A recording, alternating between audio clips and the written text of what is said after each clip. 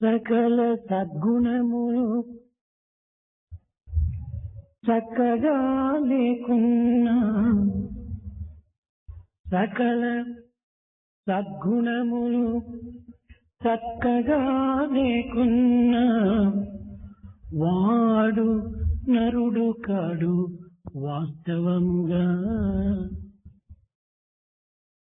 సకల సద్గుణములు చక్కగా లేకున్నా, వాడు నరుడు కాడు వాస్తవంగా. సవినయుడు కాక సత్శీలుడెట్లగు, సవినయుడు కాక సత్శీలుడెట్లగు. ఉన్న మాట తెలుపుచున్న మాట, ఉన్న మాట తెలుపుచున్న మాట, ఉన్న మాట తెలుపుచున్న మాట.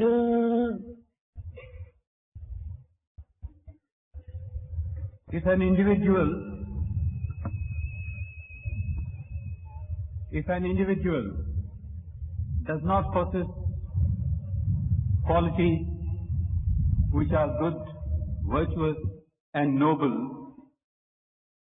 truly speaking, he is no human being at all.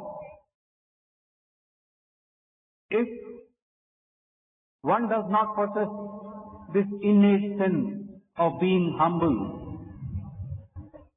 how can one could call this person a person who boasts of a good and noble character? This is the word as it is, this is the truth as it is that I am communicating to you.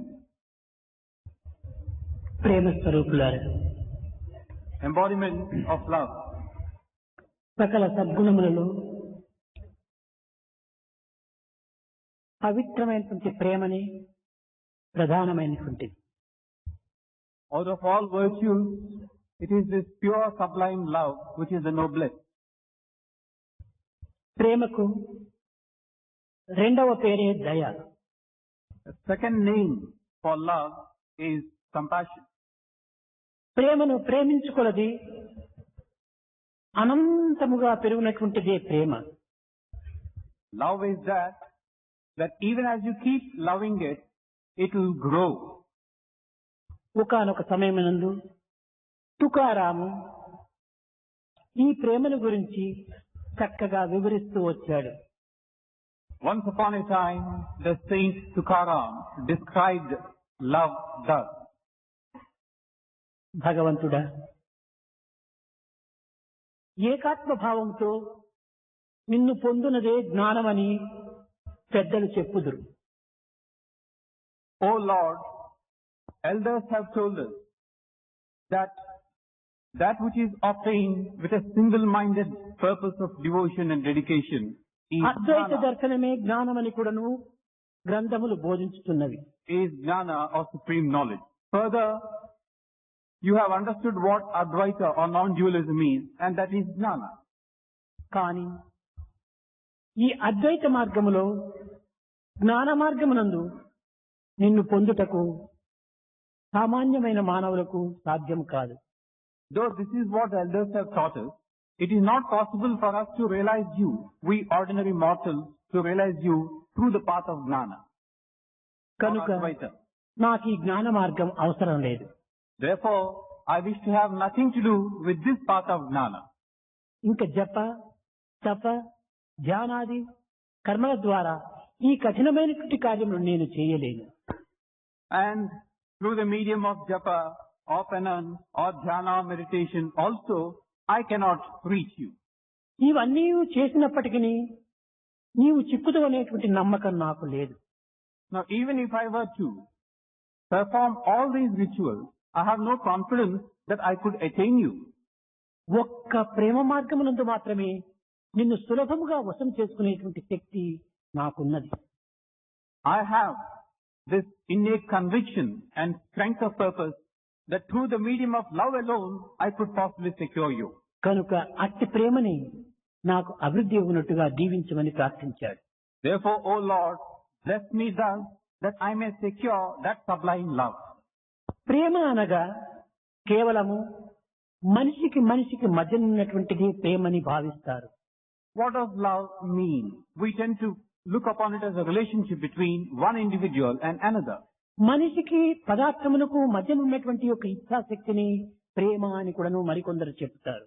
Or there are others who look upon love as this sense of liking between one individual and a material object. మనిషికి విషయమునకు మధ్య ఉన్నటువంటి సంబంధమే ప్రేమ అని కని మరికొంతమంది చెప్తారు. There are yet others who talk about love as the link between a human being, an individual and a ఈ material విధంగా being. ప్రేమను ప్రపంచముతోన పదార్థముతోన విషయములతోన సంబంధము గావించుకున్నటువంటిది ప్రేమ అని దీని యొక్క అంతరార్థాన్ని బోధిస్తూ ఉంటారు.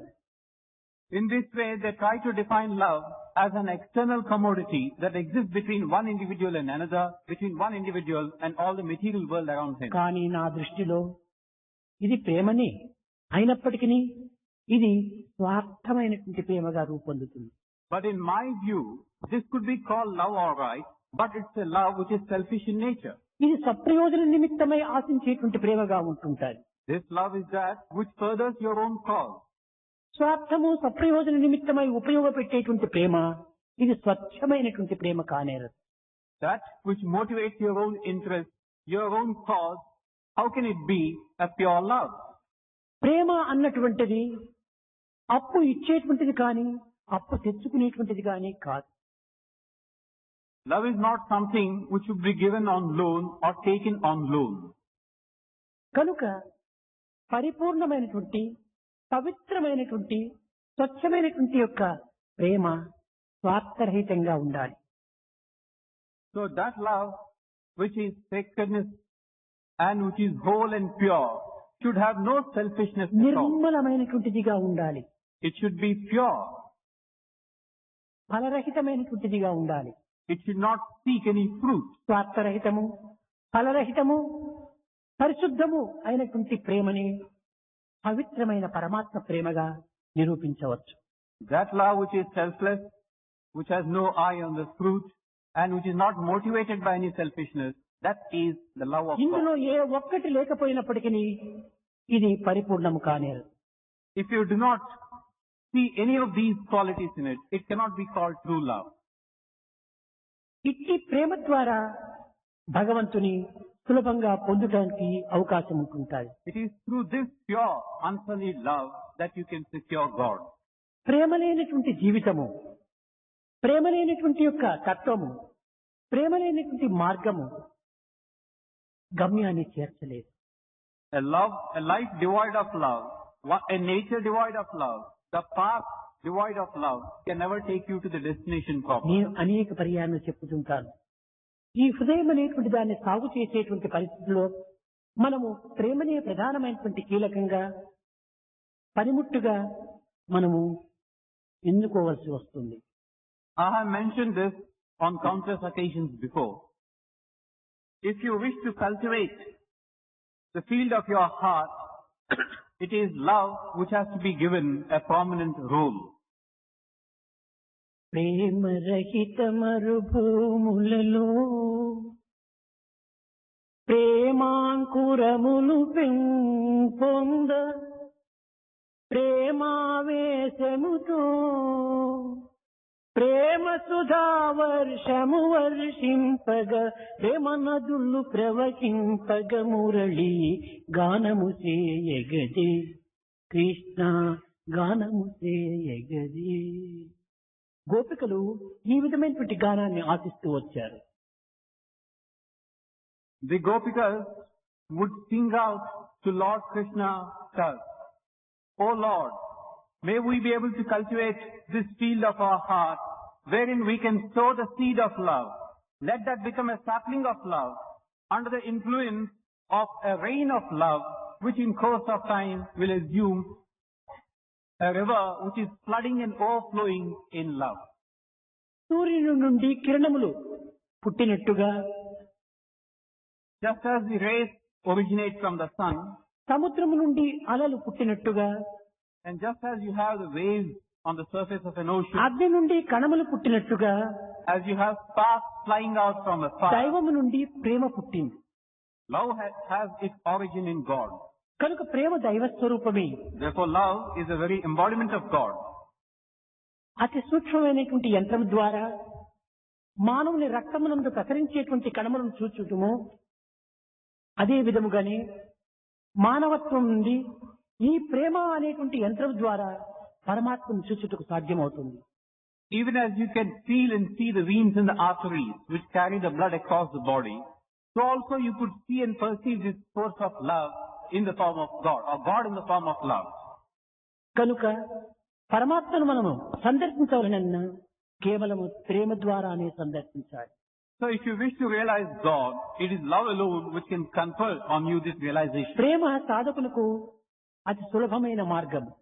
Love, the path of love, is easy of reach of the common man. అయితే ఇది స్వార్థరహితంగా మనం దీన్ని ఉపయోగపెట్టుకోవాలి. But then, this love should be selfless in nature.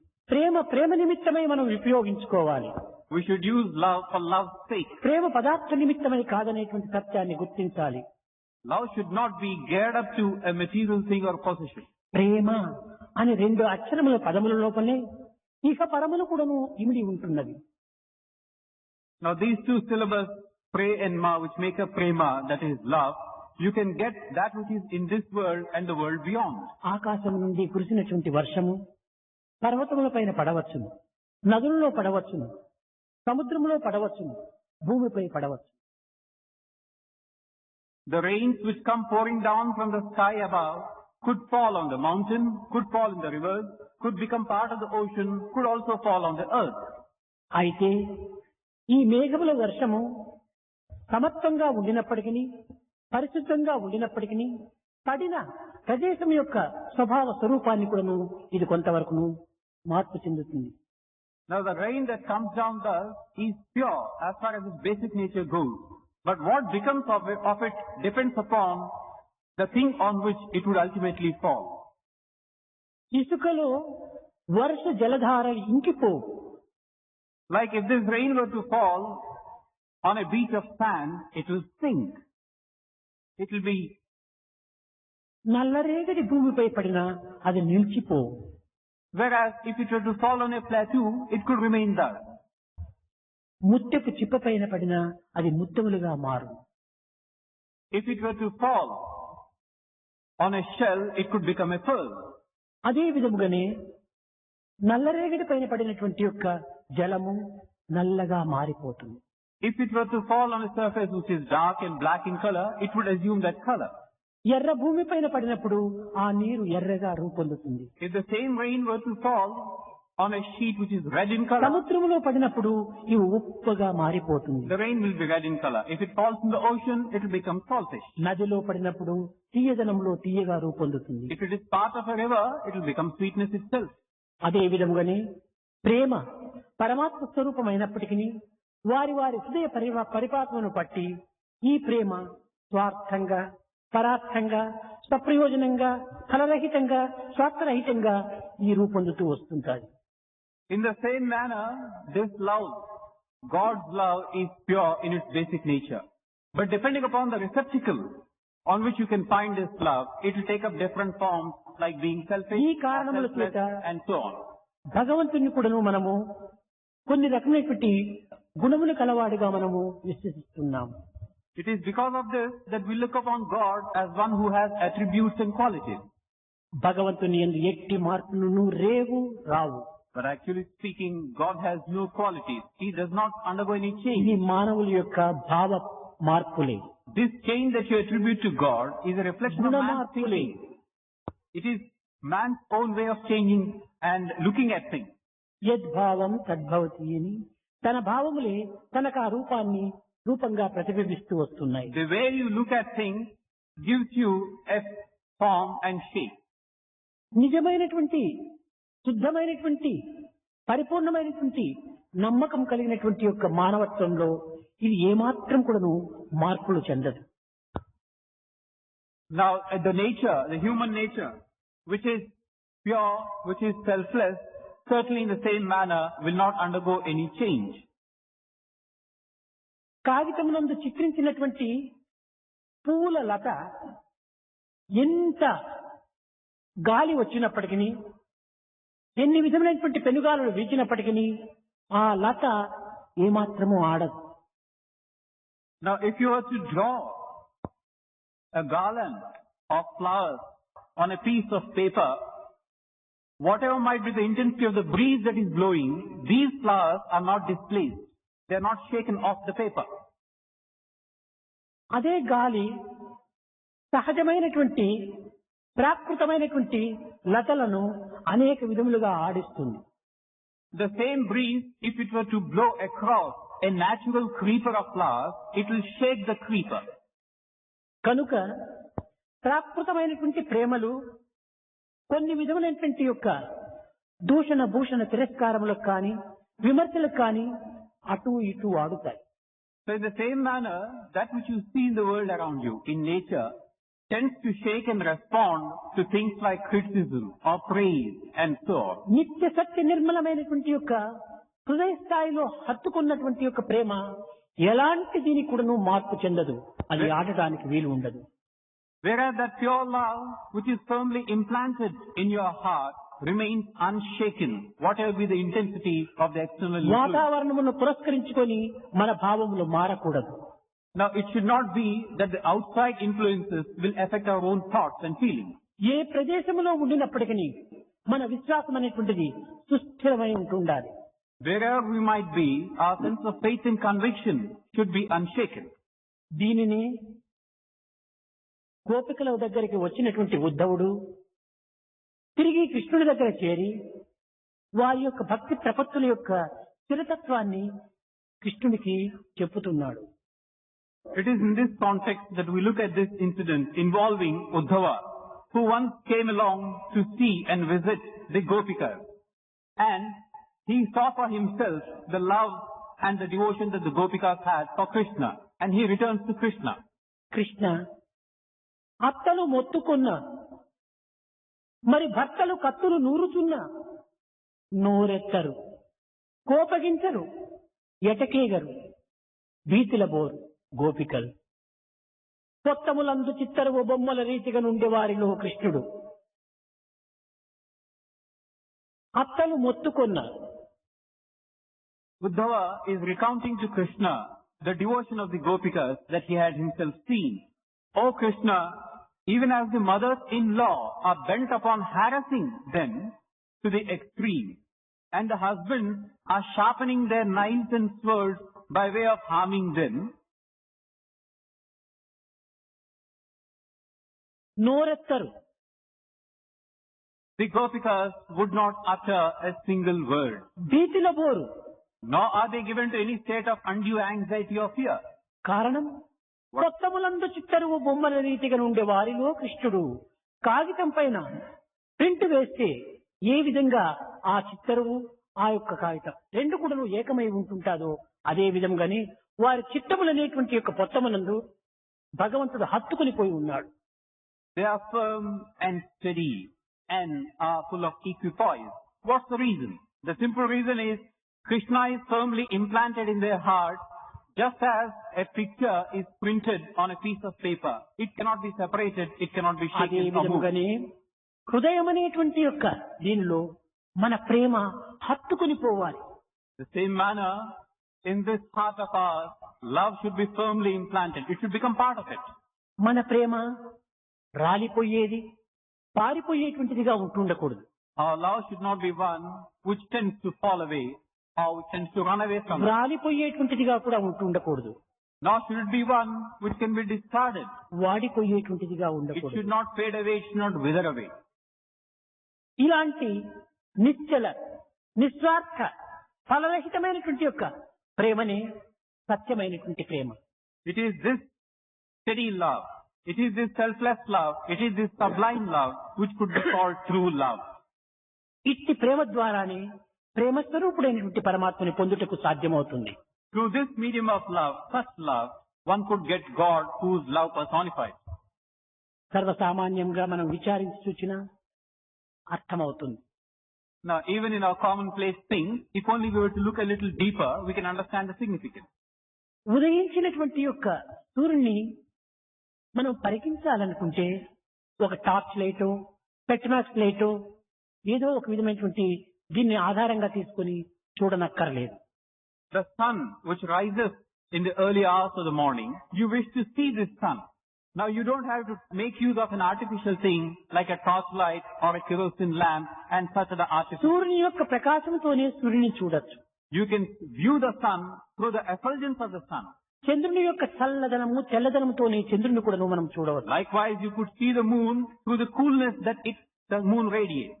ఈ సూర్యచంద్రుని చూచుటకు మరొక దీపంలో మనకు అక్కర్లేదు. So to see the sun or the moon, you don't need an external source of light. అదే విధంగానే జ్ఞాన ప్రేమలను మనము దర్శించవలనన్నా జ్ఞాన ప్రేమల చేతనే దర్శించాలి. In the same manner, if you wish to have this sense of knowledge and this sense of love, the media should be adopted are knowledge and love again. కనుకనే ప్రేమనే ప్రకాశము, Therefore, love is this effulgence. ప్రేమనే ప్రాణము, Love is verily your life. ప్రేమనే దైవము. Love is God. కనుక ప్రేమ ద్వారానే ప్రేమ స్వరూపుని పొందుటకు ప్రయత్నించాలి. You should strive, therefore, to secure God through the medium of love. ఇట్టి పవిత్రమైనటువంటి ప్రేమనే పరమాత్ముడు కోరుతుంటాడు. It is this pure love that God seeks of you. కానీ ఈ ప్రేమను అర్థం చేసుకోలేనటువంటి మానవులు దీనిని అనేక రకములుగా భావించి దీనిని కొన్ని విపరీతమైనటువంటి అర్థములుగా తాము గుర్తించుకొని తద్వారా వారు కొంత తబ్బిబ్బైపోతుంటారు. But man does not understand the nature of this pure love. He gives it distorted versions, different interpretations. In the process, gets confused. ఈ మార్పులు తమ ప్రేమలో ఉండినటువంటివే కానీ పరమాత్మని ప్రేమలో కనిపించవు. The changes that he witnesses are because of his own sense of love taking different forms. It has nothing to do with God's love. స్థిరముగా ఉండినటువంటి జలములో చంద్రబింబములు స్థిరంగానే కనిపిస్తుంటాయి. Or water which is steady, you could see the reflection of the moon also in a steady manner. చలించేటువంటి జలములో ఉండినటువంటి చంద్రుడు చలిస్తూనే ఉంటుంటాడు. Let the same water be not steady, then the reflection of the moon also will not be steady. మాలిన్యమైనటువంటి జలములో కనిపించేటువంటి చంద్రుడు మాలిన్యంగానే ఉంటున్నట్టుగా. Water which is dirty and impure, the reflection of the moon also will likewise be కానీ dirty ఈ and impure. స్థిరత్వము, ఈ చలత్వము, ఈ మాలిన్యము జలముదే కానీ అందులో ప్రతిబింబించేటువంటి చంద్రుడికి ఏమాత్రము కూడాను సంబంధం లేదు. Now the point is, this wavering nature, this dirt and the filth that you have seen in the water is the nature of the water. It has nothing to do with the moon. కనుకనే మన హృదయము చెలించేటువంటి రీతిగా ఉండినప్పుడు అందులో కూడాను భగవంతుడు చెలించినట్టుగానే కనిపిస్తుంది. In the same manner, if our heart were to be wavering, then God who resides within would also appear to be wavering. తమో గుణంతో నింపుకున్నటువంటి హృదయములో భగవంతుడు తమస్సుగానే కనిపిస్తాడు. Like, if the heart is full of this tamoguna, God appears to you as tamas. పరిశుద్ధమైనటువంటి సత్యమైనటువంటి నిత్యమైనటువంటి భావంతో నింపుకున్నటువంటి హృదయంలో భగవంతుడు కూడాను సత్యనిత్యంగానే నిరూపిస్తాడు. On the other hand, the heart which is fixed, which is real, permanent and lasting, then God also will be assuming the same form. ఈ వ్యక్తి యొక్క తమస్సుకు కానీ ఈ వ్యక్తి యొక్క చంచలత్వములకు కానీ ఈ వ్యక్తి యొక్క పరిశుద్ధములకు కానీ భగవంతుడు ఏమాత్రం కూడాను సంబంధం కాదు. So God has nothing to do with what this individual has in his heart, whether it is tamasic, whether he is a wavering nature, whether he has kept it pure and sacred. అన్నింటి యందు భగవంతుడు పరిశుద్ధమై పవిత్రమయ్యే ఉంటుంటాడు. Because in everything, God ever remains as pure and sacred and noble. కనుక మానవుని భావములను పురస్కరించుకొని మాధవతత్వాన్ని మనము నిర్ణయించుకుంటూ ఉన్నాం. So what we are doing is, we take a look at what man is and thereby paint God. ఇది చాలా పొరపాటు. It's a mistake. కనుక మనలో ఉండినటువంటి భావములు పరిశుద్ధంగా ఉంచుకొని చలించని మనసును భ్రమించని దృష్టిని మనం అభివృద్ధి పరచుకోవాలి. So our thoughts should be pure. We should have an unwavering sight and we should have all that is noble in us and thereby look upon God. ఇది ఏ రీతిగా మనకు లభ్యమవుతుంది? How is it possible to achieve this? మనం అర్పితము గావించాలి. We should offer. ఏ హృదయంబు నొసగితివో ఈశనాకు మగిడి దానిని అర్పింతు మహితమూర్తి పరగ వేరేమిదెత్తు నీ పాద అర్చనకును. What is the offering that you have to make to the Lord? Oh Lord, the very same heart that you have endowed me with, I am making an offering of it. What else could I possibly give you, could I offer to you? అంజలి కిటింతు అందుకోవయ్య నీవు. I am offering this heart through my own intense, sincere prayers. Oh Lord, be merciful నేను as to కొత్తగా accept. నీకు అందించేది ఏమీ లేదు. There is nothing new that I can offer to you. నీవు ఇచ్చినదే నీకు అర్పితం చేస్తున్నాను. What you have given me, I am offering it to you. గంగను ఒలించుకొని కేశవాయ నమః, నారాయణ నమః, గోవిందాయ నమః, మసూదనాయ నమః, ఈ గంగ నీళ్లు గంగకే వదులుతున్నాడు, వీడు తాత్సొత్తు ఏమీ వదలలేదు. Like you are standing knee deep in the river Ganga or Ganges, and you are taking cupfuls of water and offering back to God, uttering different ఈ names. గంగ తన జనములకు తన అర్పితం చేయమని గంగ కోరలేదు. What you are doing is offering to the Ganges river the water which is itself. అదే విధంగానే భగవంతుడు అనుగ్రహించినటువంటి సంపదలను కానీ, బలమును కానీ, గుణమును కానీ, ప్రేమను కానీ భగవంతునికి అర్పించటంలో తన యొక్క గొప్పతనం ఏమాత్రము ఉండదు. There is nothing from your side that you are offering. In the same manner, what God has given to you, the same things you make an offering of those. There is nothing outside of these. భగవంతునికి నేను ఇది చేశాను, అది చేశాను అని అనేక విధములుగా మనము కొంత బలహీనమైన మనసుతో మనం భావిస్తుంటాం. We tend to show up our own weakness when we keep proclaiming, I have done this, I have done that for God. ఇట్టి దానికి భగవంతుడు ఏమాత్రం కూడాను లొంగడు. God can never be impressed by such superficial acts. నీవు ఇచ్చే పదార్థములకు కానీ, అర్పితం చేసేటువంటి యొక్క జగత్ సంబంధమైనటువంటి విషయములకు కానీ భగవంతుడు ఏమాత్రము కట్టుబడడు. He can never be bound by what you offer in a materialistic sense of the word. ఏ హృదయంతో చేస్తున్నావు, ఏ భావంతో నీవు అర్పితం గావిస్తున్నావు అని నీ హృదయ భావాన్ని తాను పరికిస్తూ ఉంటాడు. You would rather look at the heart, the feeling behind, the motive behind every action of yours. భగవంతుడు ఇక్కడ ఉన్నాడు, అక్కడ ఉన్నాడు అని అనుకోవటం కూడా మన భ్రాంతియే. It is also a case of pure illusion on our part to feel God is here or God is భగవంతుడు there. సర్వత్రా ఉంటున్నాడు. Because God is present everywhere. అయితే కొన్ని ప్రాంతముల యందు మాత్రమే, కొన్ని ప్రదేశముల యందు మాత్రమే మనం గుర్తించడానికి వీలయ్యేటువంటి స్థితిలో మనకు కనిపిస్తూ ఉంటుంది. But it's only under certain circumstances, in certain places, in that situations that we can realize this. ఇది మన యొక్క పరిశుద్ధతకు ఒక చిహ్నంగా ఉంటుండాలి. And this in turn is an index to our own sense of purity of purpose. ఎవరి హృదయము నిర్మలంగా ఏ కాలమునందు చింతించునో ఆ కాలమునందు, ఆ యొక్క సమయం నందు మాత్రమే భగవంతుడు సాక్షాత్కరిస్తుంటాడు. Like a person with a pure heart sits steadily thinking about him, meditating upon him, God shows himself to this person. మున్ను షిరిడి నేడు పర్తి ఉన్నవాడని పేరే గాని తన్ను భావన చేయు భక్తుల కన్నులందే మెలగునన్నా, కన్ను విప్పి చూడరోరన్నా,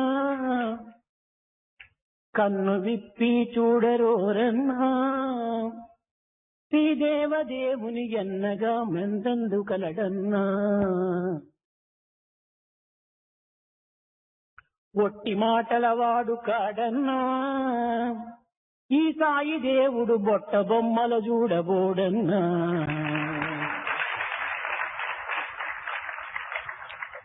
ఒట్టి మాటల వాడు కాడన్నా, ఈ సాయి దేవుడు బొట్ట బొమ్మల చూడబోడన్నా.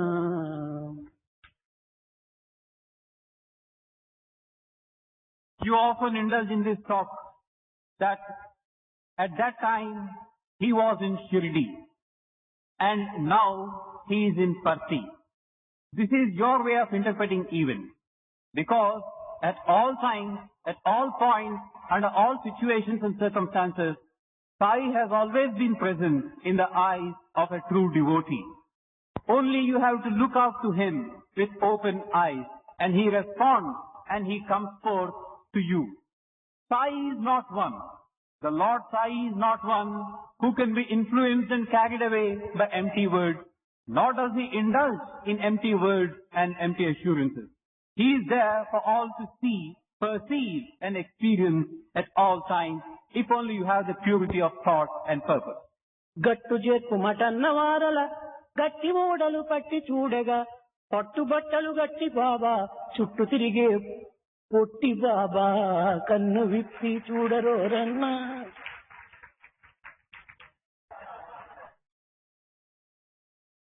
ఒట్టి మాటల వాడు కాడన్నా, ఈ సాయి దేవుడు బొట్ట బొమ్మల చూడబోడన్నా. గట్టు చేర్పు మటన్న వారల గట్టి ఓడలు పట్టి చేయును పట్టుబట్టలు గట్టి భక్తుల చుట్టూ తిరిగే పొట్టి బాబాను కన్ను విప్పి చూడరోరన్నా. He is not one whose influence are carried away by empty words and empty actions. Those devotees who cry out to him, "O Lord Sai, come to our assistance and help us cross this ocean," he is verily there, firmly giving them his support and his assistance. But at the same time, what is this Sai? He is a tiny, small person who is there for you and a short person. Tiny, small and short person who is there if only you were to look around, and there he is. కనుక సాయి కొన్ని సమయం లోపల చాలా ఉల్లాసంగా ఉత్సాహంగా తమాషాలుగా పలకరిస్తూ ఉంటాడు. Now it's in Sai's nature that at times he indulges in pranks and being playful, and he is enthusiastic. ఏవి చెప్పినా ఏవి చేసినా ఏవి తలచినా ఇందులో అంతరార్థములు లేకపోలేదు. But in whatever he does or says, there is a deep inner significance. అయితే అందరూ ఈ అంతరార్థాన్ని గుర్తించుకునేటువంటి శక్తి సామర్థ్యములు కలిగి ఉండరు. But not all are given the capacity to look into this inner significance. వారి వారి శక్తి సామర్థ్యములు పురస్కరించుకొని వారు సాయి మాటలను సాయి భావములను వేరు వేరు రీతిగా తలంచుకుంటూ ఉంటారు. In keeping with their own capacity and in their own strength of perception, they give different interpretations to what Sai says or does or means. కానీ ఇంత మాత్రం చేత సాయి యొక్క మాటలకు కానీ సాయి యొక్క నడకలకు కానీ సాయి యొక్క విషయములకు కానీ ఏమాత్రం కూడా లోటు కలగదు. But it's only your interpretation that you try to place upon these words and actions of Sai. But every word and action of Sai is repugnant with meaning and significance. Sai మాటలు పటుత్వము లేకపోలేదు. And it's not as if Sai's words have no strength of purpose. Sai మాటలు యందు నిరంతరము కూడాను శక్తి యొక్క సత్యము, సత్యము యొక్క భక్తము, ఈ యొక్క భావము యొక్క రీతి కూడాను ఇమిడి ఉంటుంటాది. In every word of Sai, there is this energizing force. There is this supreme sense of conviction, and there is this force that you తాత్కాలికంగా can అది see. వేరొక రీతిగా కనిపించినప్పటికీ మున్ముందు దాని యొక్క స్వరూపాన్ని మనము చక్కగా దర్శించవచ్చు. Momentarily, of course, you may not be able to understand what it connotes, but gradually you will be able to perceive the significance. మొన్నటి దినము ఫీలింగ్ ఆన్ డిజైర్ అనేటువంటి విషయంలో సాయి ఏమాత్రము ఆశించటం లేదని, మీరు క్రోడీకరించినటువంటి యొక్క ఈ ధనమును మీరే అందుకోమని Sai సంబోధించాడు. Like the other day, while discoursing to you, Sai had talked about this scheme of stealing on desire. He went on to elaborate that he has nothing to do whatsoever with this money, and all that has been accumulated thus could be used by you for your own benefit. సాయికి ఇలాంటి విషయం లోపల కించిత్తైనా కూడాను అభిలాష కానీ అభిరుచి కానీ ఆశ కానీ లేదనేటువంటి సత్యాన్ని మీకు తెలియకపోయినప్పటికీ నేను తెలియజెప్తున్నాను.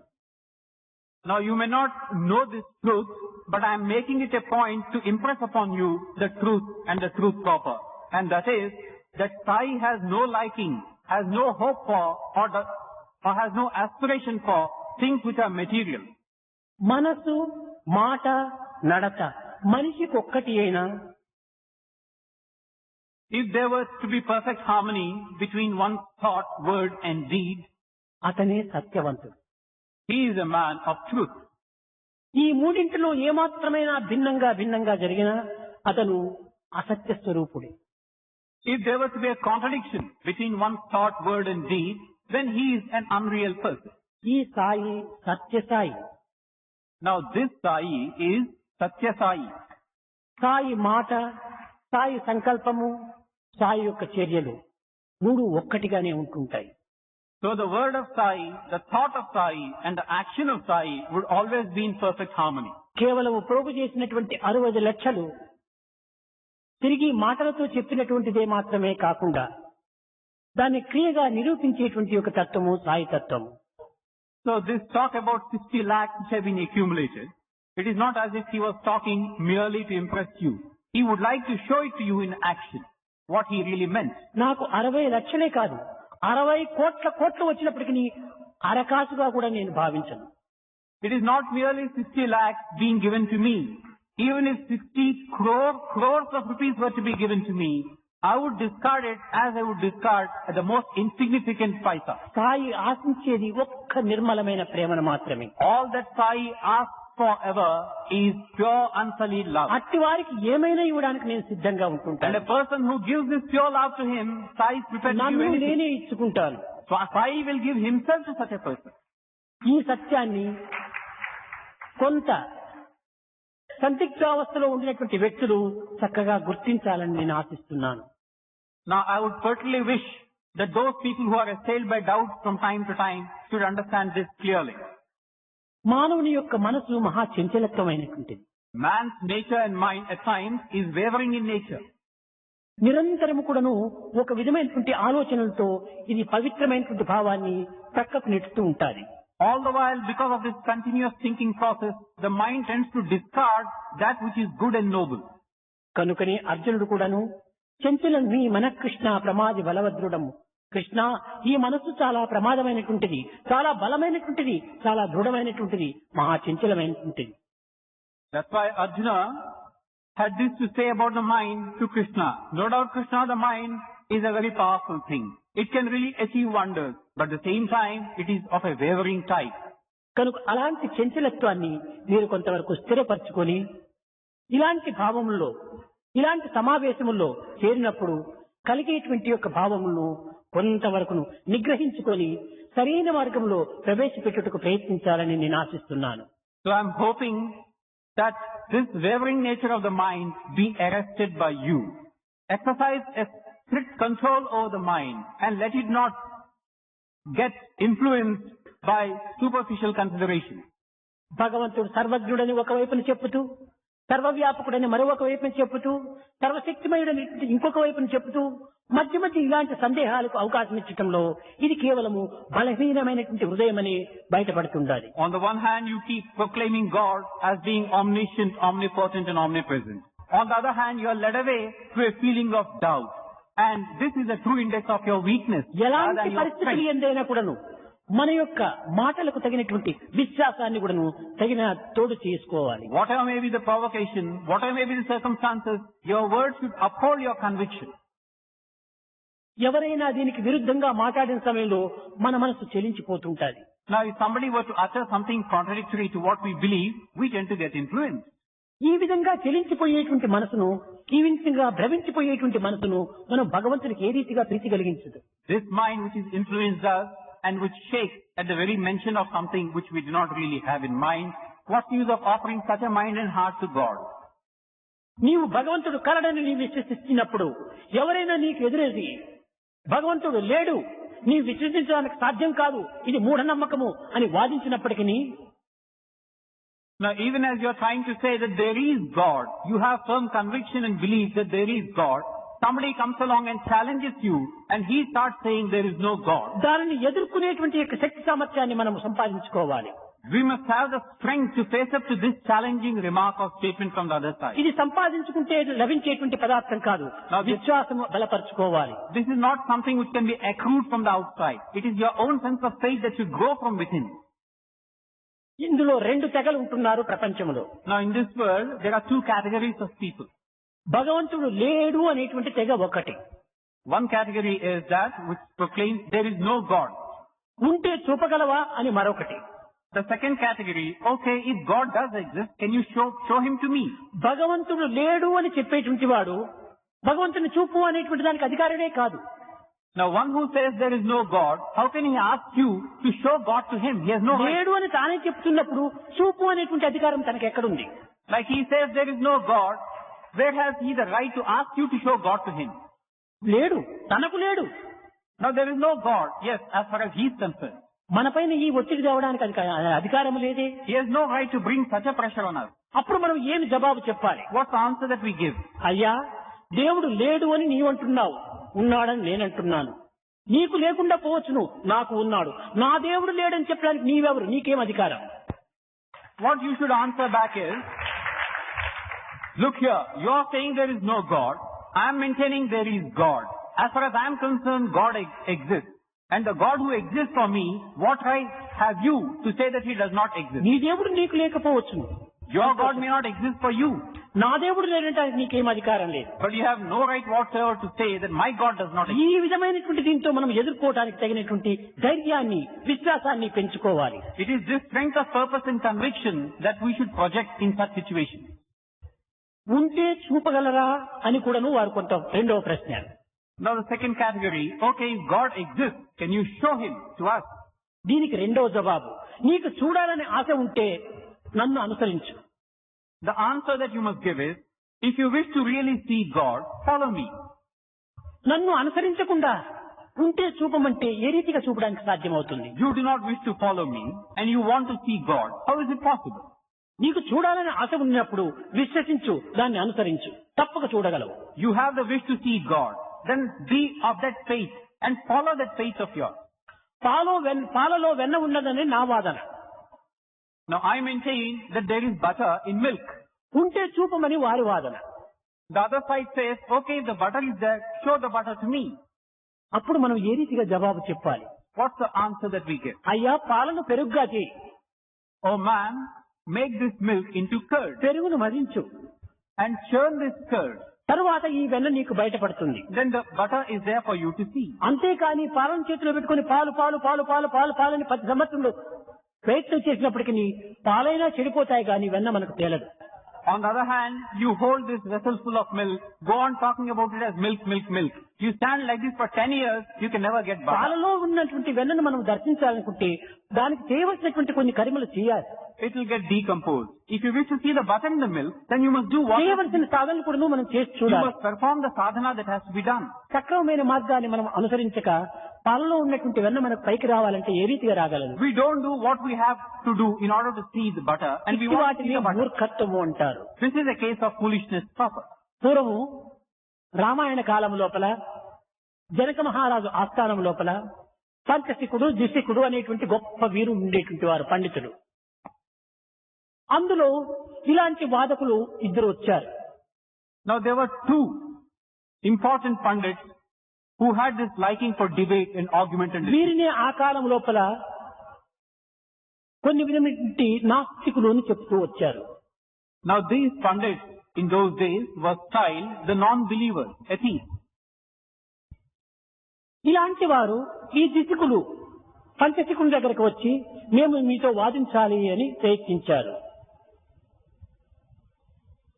కన్ఫ్యూషన్ అయిన నాస్తికులు అనేటువంటి వాళ్ళు వచ్చి ఈ దిశకులు పంచశికుల దగ్గరకు వచ్చి మీరు మాతో వాదించాలి. Now there were these two, Panchasika and Disika. మీరు పండితులు, These two were learned scholars, pundits, విశ్వాసం కలవారు. and those who were firm believers. But at the same time, there were also people who could be called atheists and rationalists. So this second category came along to these two knowledgeable scholars and said, we wish to engage you in debate. ఈ పంచశికుడు దిశకుడు కూడాను ఇట్టి వారితో వాదించడానికి ఏమాత్రం కూడాను అంగీకరించరు. Now these two scholars, Panchasiku and Disaku, would not agree to enter into this debate. కానీ జనక మహారాజు ఆజ్ఞను శిరసా వహించి వారితో వాదించడానికి కొంతవరకు అంగీకరించారు. But because of the presence of King Janaka, these two agreed to argue with these rationalists to a certain extent. వీరి వాదన ఏమిటి? మీరు ఏ దానిని ఉన్నది అని మీరు చెప్పుదురో దానిని లేదు అని మేము వాదిస్తాము అన్నారు. Now the second category of people, their main plank of argument was, what you say exists, we shall prove does not exist. ఇది అర్థం లేనిటువంటి వాదన. Now this is a meaningless debate. ఉన్నది అని ఒకరు చెప్పినప్పుడు దానికి విచారణ శక్తి శూన్యమై లేదు అని వాదించడం అనేటువంటిది ఇది పెద్ద మూర్ఖత్వం. Now this is the height of one's foolishness. There is somebody who is saying that something exists. You want to disprove it. సరే, ఇలాంటి మూర్ఖులకు బుద్ధి చెప్పడం మంచిది అనేటువంటి ఉద్దేశంతో పంచశికుడు సిద్ధమయ్యాడు. Now one of these two scholars, Panchasika, readied himself to enter into this debate with these rationalists and atheists. మొట్టమొదటి ప్రశ్న ఒకటి వేశాడు. అయ్యా, జనక మహారాజు యొక్క భార్య గొప్ప పతివ్రత అన్నాడు. Now he made this statement. The wife of King Janaka is a chaste woman. ఈ నాస్తికుడు కాదు అని చెప్పాలి కదా. Now it is in the nature of these rationalists to negative this statement. జవాబు చిక్కలేదు. But faced up with this statement, they had no answer. మౌనం వహించాడు. So that man maintained silence. ఇంకా రెండవ ప్రశ్న అడిగాడు ఈ పంచశికుడు. నాయన, నీవు నీ తండ్రికి పుట్టినవాడు కదా అన్నాడు. Then this Panchasika sought forth the second question. O son, you are one who is born to your father. Is it not? నేను నా నాన్నకు పుట్టలేదు అని ఎట్లా వాదించగలడు? Now this rationalist, how could he argue that he was not born of or to his father? మూడవది, నాయన నీకు ఒక తల్లి ఉన్నది అన్నాడు. Then the third statement made by Panchasika was, O son, you have a mother. నాకు తల్లి లేదని చెప్పడానికి సాధ్యం కాదే. Now this rationalist again was son. He cannot say that he had no mother. కేవలము ప్రశ్నను పట్టు వాదించడానికి ప్రయత్నించాలి కానీ ఏది చెప్తే దానికి కాదు కాదు కాదు అని వాదించగలననేటువంటిది కేవలం మూర్ఖత్వం కాదా? So here it is, the foolishness. You must engage in argument if there is a point to be argued about. Where statements are clear-cut and straightforward, how can you engage in argument? That is కనుక foolishness. ఇలాంటి మూర్ఖవాదం లోపల ఈనాడు లోకంలో అధికమైపోతూ వస్తున్నారు. Because that will be foolishness. And today's world abounds in people like this, వారికి విషయమా తెలియదు, who engage in such pointless debates. విశ్వాసమా లేదు, They don't know a thing, they don't know a వాదనకు thing, సిద్ధం. but they are ready for argument. ఇది కేవలము ప్రొద్దుపోనేటువంటి ఆటలు, This is merely a case of pastime for them. సోమరత్వాన్ని పెంచుకునేటువంటి వారి చర్యలు. It's a case of the lazy one. కనుక ఇలాంటి దానికి మనం ఏమాత్రం కూడాను ఎదుర్కోవటానికి ప్రయత్నించరాదు. So we need not bother about such people and need not engage ourselves in debate. మన హృదయం కూడాను చెరించిపోతుంది. Because our heart also, our thoughts also will be shaken. ఒక చిన్న ఉదాహరణము, A small example. బంగారు పని చేసేటువంటి కంపెనీ దగ్గర పోయి మనం కూర్చుంటే తెల్లని డ్రెస్ వేసుకుని పోయినా మన డ్రెస్ అంతా నల్లగా మారిపోతుంది. Now we go and visit a goldsmith. We have worn pure white clothes. We have sat for a while, our clothes are also becoming dirty. ఎందుకనగా వాడు ఊపుతుంటే ఆ డస్ట్ అంతా మన చొక్కాల పైన పోయి పడిపోతుంది. Because he keeps blowing into the thing and our shirt is also getting dirtied in the process. కనుక అట్టివారి సంఘాన్ని మనం అనుసరించినప్పుడు మన యొక్క భావాలు కూడా మాలిన్యం అవుతుంది. So we seek the company of the goldsmith and we are getting changed in the process for the world. In the same manner we seek the company of the bad, we కనుకనే also get influenced. సత్సంగం అనేటువంటిది అత్యవసరము అని చెప్పని ప్రాచీన కాలం నుండి కూడా దాని విషయాన్ని చాటుతూ వచ్చారు. Therefore, right from ancient times, the efficacy of satsanga has been highlighted. Saibaba టీవింగ్ ఆన్ డిజైర్స్ తో లక్షల కొద్ది సంపాదిస్తున్నాడు అని అనుకునేటువంటి వారు లేకపోలేదు. Certainly, there could be any number of people who probably are thinking, Sai Baba, in the name of sealing on desire, అన్ని సంస్థల వలె ఈ సంస్థ కూడాను ధనాన్ని ప్రోగు చేసుకుంటూ ఉంటుండాలి అని అనేటువంటి విద్యావంతులు లేకపోలేదు. has accumulated lakhs of rupees. Now, is there any dearth of people who say, educated people who say, that in the name of some organization, Sai Baba is accumulating money and wealth? కానీ నిజంగా సాయిబాబా తత్వం తెలియనటువంటి మూర్ఖులనే చెప్పవచ్చు అలాంటి వారు. But these people can be classified as the foolish and the ignorant ones who do not know Sai Baba. వీరి చదువులు ఉండి గాని ప్రయోజనం లేదు. They might be educated, but it's useless. చదువు చదువు చదివి చావంగా నేటికి చావులేని చదువు చదువవలయు. What's the use of your studying and studying and studying? You should rather study that type of education which will confer on you immortality. చదువు అనుకుంటే కేవలము ఒక గ్రంథ పరిచయం అనేటువంటిది కాదని మొన్ననే చెప్పాను. Study of education, I have told you the other day, does not mean scholarship. ఈనాడు గొప్ప గొప్ప విద్యావంతులు కూడా ఇలాంటి మూర్ఖమైనటువంటి భావంలో మునిగిపోతున్నారు. Many educated and intellectual ones also are subject to this feeling. కారణం లేని కార్యము ఒక్కటైనా కూడా సాయిబాబా చెయ్యడు అనేటువంటి సత్యాన్ని గుర్తించుకోలేకపోతున్నాడు. They cannot understand the truth that without a purpose, Sai Baba would not embark on any task. తాము ఇవ్వకపోయినప్పటికీ ఇతరులను చూసి తాను కొంతవరకు విమర్శించడానికి పూనుకుంటున్నారు.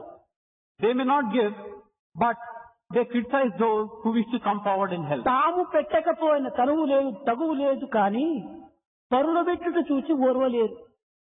They may not help on their own. It doesn't really matter. But they do not tolerate those who wish to help, come forward and help.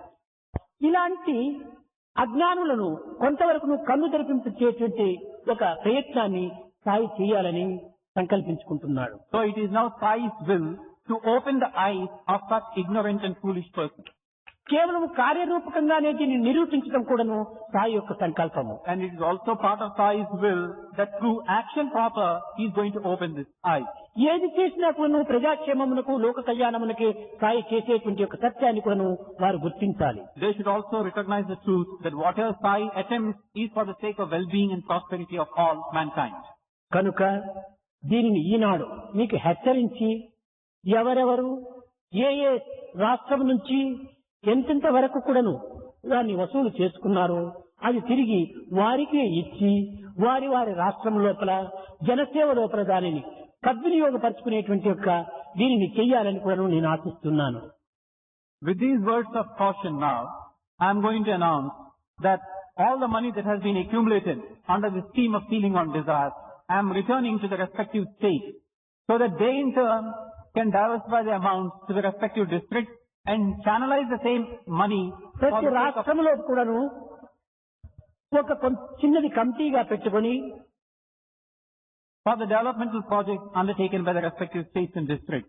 Every state should have a small committee for this purpose. Trust convener, state president, ఇంకా ఒక ముగ్గురు నలుగురిని members గా అందులో పెట్టుకొని ఈ యొక్క ధనమును బ్యాంకులో ఫిక్స్డ్ డిపాజిట్ గా చేసి తద్వారా వచ్చేటువంటి ధనం చేత ఈ యొక్క సంస్థల లోపల కొన్ని విధమైనటువంటి సమస్యలను చక్కగా పరిహారం చేసుకోవటానికి అవకాశం ఉంటుందని కూడాను నేను ఆశిస్తున్నాను. These committees should consist of the state president and the trust convener and a few other members, and they in turn should supervise the distribution of this money. They could deposit in a bank in fixed deposit, and the interest that accrues from that could be used for the projects that they have ఒక్కొక్క state undertaken. లోపల This is కూడాను my hope. దీన్ని fixed deposit పెడితే 2 లక్షలు 3 లక్షల వరకు కూడాను సంవత్సరానికి వడ్డీ వచ్చేటువంటి అవకాశం ఉంటుండాలి. Now there is every likelihood that if you were to lock this money in a fixed deposit scheme, some states could get as much as 2 to 3 lakhs per year purely by interest alone. ఈ ధనము చేత ఎంతైనా సేవ చేయొచ్చును. ఎవరిని మనం With ఆశించనక్కర్లేదు. this money, you can embark on any seva activity. You don't have to go out of your way to ఇంకా ask for వీరి money. వీరి శక్తి కొలది కొద్దీ ఎవరైనా త్యాగశీలులు ఉంటే దాన్ని కూడా దీంట్లో పెట్టేసి తద్వారా మన సమస్యలు ఎంతైనా కూడా విలేజెస్ అనగా గ్రామాల అభివృద్ధి గావించుకోవచ్చు. In addition, if there are people who are forthcoming, coming forward to donate and take part in these activities, you can welcome them into your fold. Sathya Sai సంస్థలు ఒక్క నయా పైసా కూడాను దుర్వినియోగం చేయటం లేదు. The Satsai organization does not misuse even a single paisa. ఎంతమంది workers అనగా కార్యకర్తల లోపల తన యొక్క జీవితాన్ని కూడా త్యాగం చేయడానికి సిద్ధంగా ఉండేటువంటి వారు ఉంటున్నారు. There are any number of workers in our organization who are prepared to sacrifice their own lives for this noble cause. Sathya Sai సంస్థలో ఉండినటువంటి యొక్క పనిచేసేటువంటి పనివారు మరి ఏ సమస్యలో కూడా కానరారు. The people who work under the banner of the Satsai organization, their nobility and their virtues, workers లేక అనేక సమస్యలు బాధపడుతున్నాయి. they are matchless and they are exemplary. Many organizations suffering from want of such noble people. కానీ పవిత్రమైనటువంటి హృదయం కలిగినటువంటి యొక్క workers ఒక్క సత్యసాయి సమాజంలో లక్షలకు ఉంటున్నారు. These workers who have these lofty aims and who are pure and virtuous could be found only in the Satsai organization. ఇటువంటి వర్కర్స్ ను ఆధారం చేసుకొని స్టేట్ ప్రెసిడెంట్స్, స్టేట్ కన్వీనర్స్ కూడాను వీరి ద్వారా విరివిగా సేవలు చేయించాలని కూడా నేను ఆశిస్తున్నాను. And there are lakhs of such workers in our Satsai organization. I would like the state president and other officials to make use of this immense ఈ state human presidents, resource. State conveners కూడా కొంత ముందంజ వేస్తే ఎంతైనా పని మనం చేయవచ్చు. Along with these countless workers, if the state president and the conveners and other officials come forward, any task could be achieved. ప్రేమ స్వరూపులైనటువంటి స్టేట్ ప్రెసిడెంట్స్, స్టేట్ కన్వీనర్స్ కూడాను కొంత త్యాగానికి సిద్ధం కావాలి. These state presidents and conveners who are also motivated with this sense of purpose and love, they should also come forward with ఈ sacrifice. త్యాగమే నిజమైనటువంటి మీ యొక్క జీవితానికి ఆధారం. It is this sacrifice that is going to be the main support in your life. ఏదో మీ వ్యాపారాలు, మీ యొక్క పనులు, మీ యొక్క ఉద్యోగాలు ఇవే మమ్మల్ని పోషిస్తున్నాయని మీరు భావించవచ్చు. కాదు కాదు, అది ఏనాటికైనా తొలగిపోయేటువంటివి, ఏనాటికైనా అరిగిపోయేటువంటివి. You might feel that your business commitments Your job and other avocations are going to support you. No. Sooner than నీ later, శాశ్వతమైనటువంటి ప్రాపర్టీ ఈ సేవని. they are going to leave you. The one permanent asset that you have is this seva or service. అవన్నీ కదిలిపోయే మేఘాలు. Those are like passing clouds, fleeting and moving. జీవించినంత వరకు నీ ధనం నీకు సంబంధంగా ఉండవచ్చు. So long as you are alive, this money could be yours. జీవించినంత వరకు నీ ఫ్యాక్టరీలు నీ మిల్లులు అన్ని నీకు సంబంధంగా As ఉండవచ్చు. long as you are alive, the factory could be yours. Your business proposition could be yours. మరణించిన తర్వాత దానికి నీకు ఎట్టి సంబంధము లేదు. Once you are dead, there is no link between those and you. కానీ ఈ త్యాగము, ఈ ప్రేమ, ఈ సేవ నీవు మరణించిన తర్వాత కూడా నీ వెంట ఉంటున్నాయి. But this sense of sacrifice, this love, this service for seva, even after you are dead, they are going to be with you. ఏవి నీ వెంట వచ్చునో అవి నీ సొంతము. ఏ నీ వెంట రాదు అది నీవి కావు. That which comes with you now and after is your true asset, not other things. కనుక నేటి నుండి మీరు ఈ యొక్క సేవల పైన మరింత శ్రద్ధను అభివృద్ధి గావించుకొని ఈ సేవల్లోని ఎక్కువ కాలాన్ని కూడా మీరు సార్థకం చేసుకోవాలని కూడా నేను ఆశిస్తున్నాను. So from today, I am hoping that you should embark on these service activities with greater vigor and dedication. అంతేకాకుండా ఒకరికొకరు అన్యోన్యమైనటువంటి ప్రేమ సంబంధాన్ని పెంచుకోవాలి. Further, you should also have this feeling of brotherliness amongst you all. ఎట్టి పరిస్థితులు ఎందుకును అభిప్రాయ భేదములు రాకుండా చూసుకోవాలి. There should be a unanimity of purpose. There should not be any differences of opinion.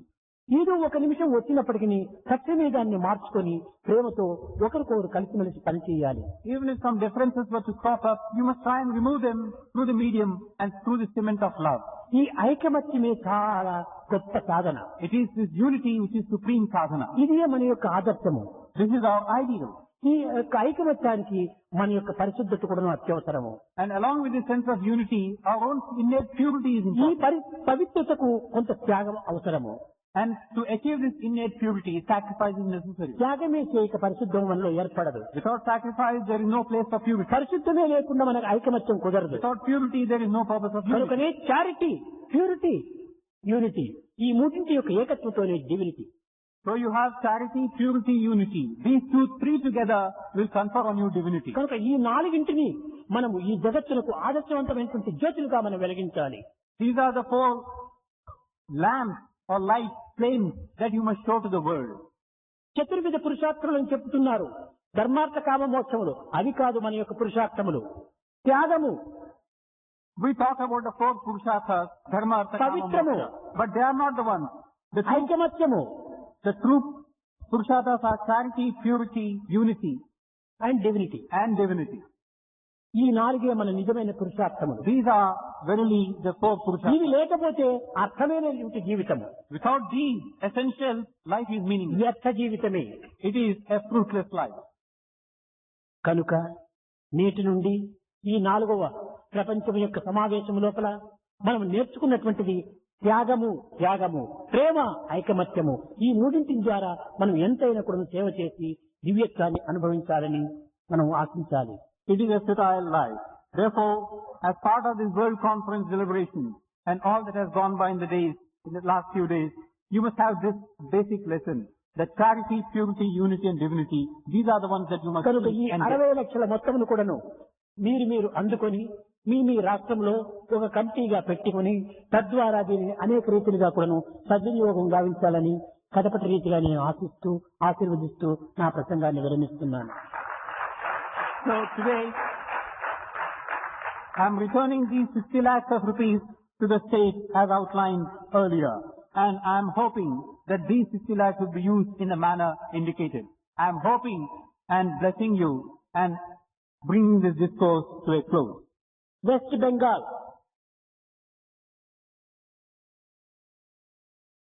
ఈ సీలింగ్ ఆన్ డిజైర్స్ యొక్క మొత్తం మాత్రమే కాదు, ఇంకా కూడాను అనేక మంది It is not purely the ceiling on desire scheme. In addition, there are many people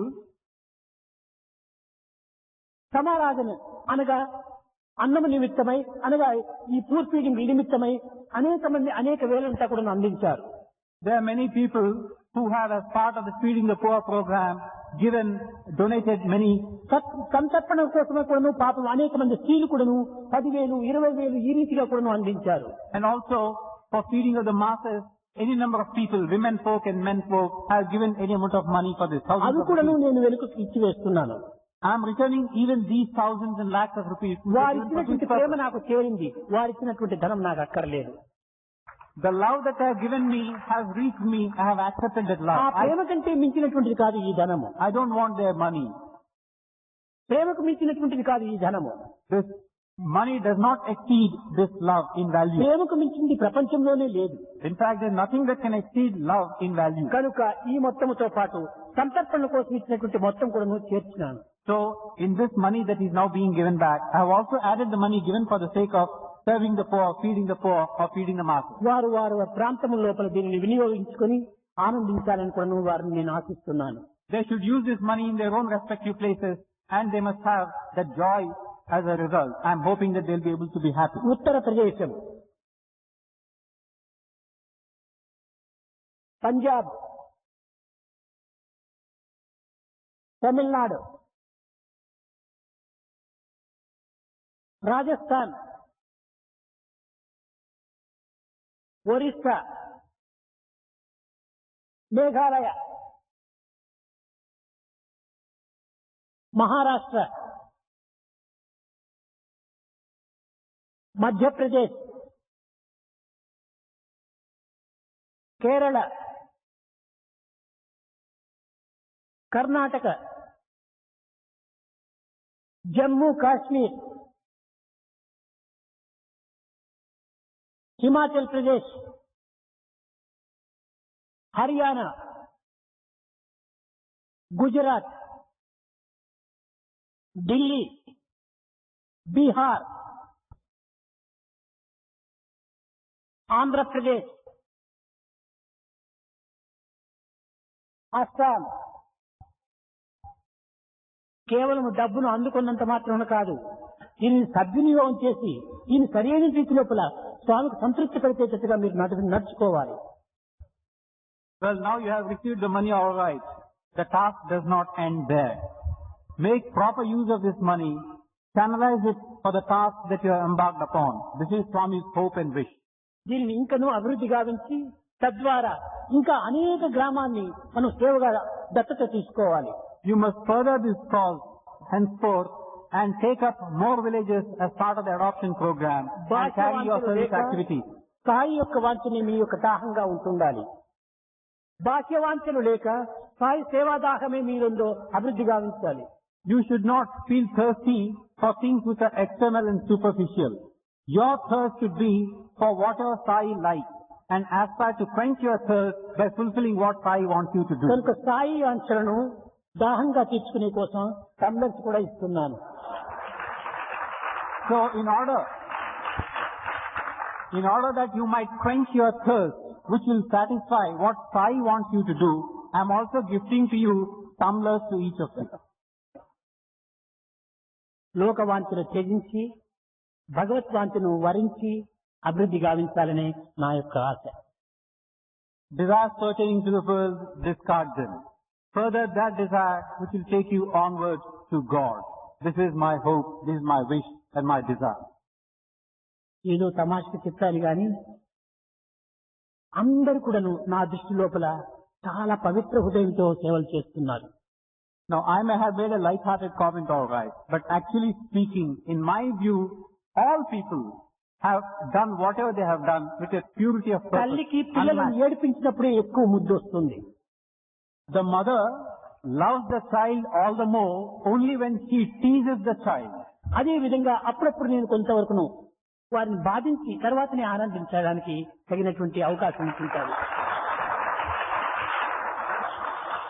In the same manner, I too at times tease and torment and play pranks on my devotees so that I could derive greater joy out of that కనుక exercise. Sai సంస్థల్లో ఉండినటువంటి యొక్క కార్యకర్తలు చాలా ఆదర్శవంతమైన జీవితాన్ని అందిస్తూ ఉన్నారు. అది స్వామికి తృప్తి.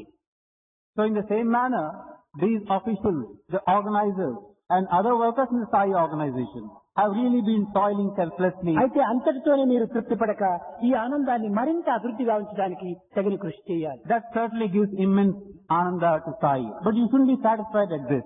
Strive to give more ananda and happiness to Sai. ఎవరే విధంగా విమర్శించినప్పటికీ మీరు ఏమాత్రం కూడా చెల్లించక మీ సేవలో నిమగ్నులు కాని. There could be any amount of criticism and ridicule. Do not be weighed down by it.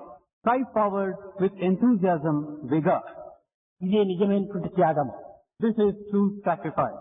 ఈ త్యాగంతోనే జీవితాన్ని ఆనందంగా అనుభవించండి. It is this sense of sacrifice that should fill your life with ananda.